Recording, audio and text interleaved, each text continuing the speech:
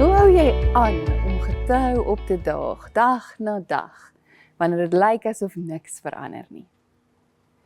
Die Israeliete in ballingskap is na 'n vreemde land geneem om daar te woon en te werk onder heerskappy van 'n nasie wat hulle woonplek, hulle huis, verwoes het. Hulle het verlang om terug te gaan huis toe, van Babel na Jerusalem. Hulle wou hê God moes hulle omstandighede verander. En in plaas daarvan het God gesê, bou huise en bewoon dit, plant tuine aan en eet die vrugte daarvan. Neem vroue en verwek seuns en dogters en kry vir julle seuns vroue en gee julle dogters aan mans, sodat hulle seuns en dogters kan kry. Word daar meer en moenie minder word nie.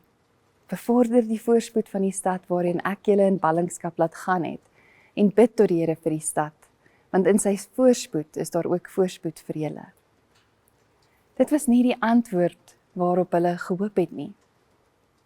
Ons bid dikwels vir 'n ander werk, of 'n gesonder verhouding, of 'n finansiële deurbraak, of genesing, of verligting van 'n moeilike seisoen. En soms verander ons omstandighede nie. Tog selfs te midde daarvan is God by ons. En dit wat ons dag vul, is hoop nie om voor te gee dat alles perfek is nie. Hoop is om te vertrou dat God getrou bly, selfs wanneer ons omstandighede nie verander nie. Dit is om God te vertrou met vandag se werklikheid, terwyl jy glo dat dit nie einde van jou storie is nie. Soms, terwyl ons wag dat God ons omstandighede verander, verander hy vir ons stilweg.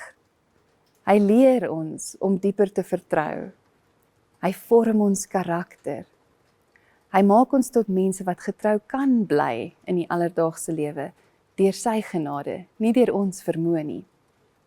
En ons ontdek dat getrouheid nie te vergeefs is nie, selfs wanneer dit onopgemerk lyk. En ons wag nie net geduldig vir beter dae nie. Ons leer om betekenisvol te lewe, selfs wanneer dinge nie verander soos ons gehoop het nie. Dink vandag saam met my hieraan. Waar het jy al gehoop? En miskien is dit waar jy nou is. Waar het jy gehoop dat dinge sou verander?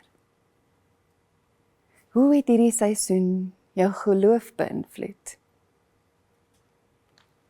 Wat beteken dit vir jou om nou in hierdie seisoen, saam met Jesus wat in en deur jou werk, wat beteken dit vir jou om hoop te kies, te midde van jou huidige omstandighede? Kom ons bid saam. Here, dankie dat U na ons toe kom, ons bewus maak van U teenwoordigheid. Here, dat U ons herinner daaraan dat U self ook gewerk het, dat U steeds werksaam is, dat U verstaan. Help ons om te leer, om getrou saam met U te lewe. Help ons om raak te sien dat U vir ons lewe sin gee, selfs in die kleinste dingetjies. En help ons, Here, om hoopvol te leef. In Jesus naam, amen.